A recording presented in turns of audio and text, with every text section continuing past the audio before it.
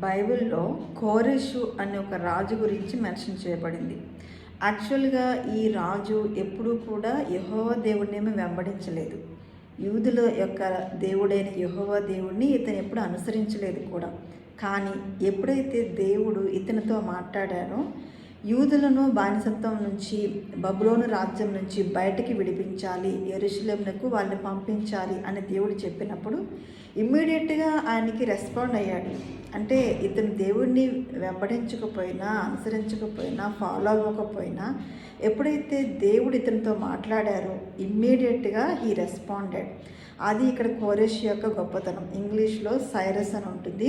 He was a great king అన్నమాట. So అలాగా దేవుడు ఏం చేస్తారంటే ఎప్పుడైతే మనుషులు తన యొక్క బిడ్డలు తన మాట వినకపోయినట్లయితే ఎవరినైనా దేవుడు వాడుకుంటారు.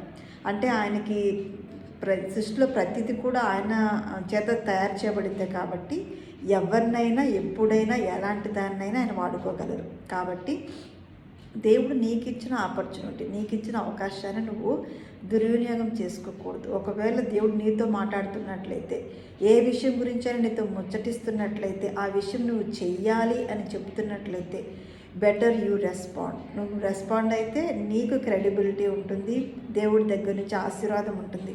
ఒకవేళ నువ్వు చేయలేకపోతే ఎవరి చేతనైనా దేవుడు చేయించుకుంటారు. ఆ పని అయితే చేయకుండా మానరు. కాబట్టి మనము దేవునికి అవైలబుల్గా ఉందాము, దేవుడు చెప్పినట్లు చేద్దాము, దేవుని చేత ఆశీర్వదించబడదాం.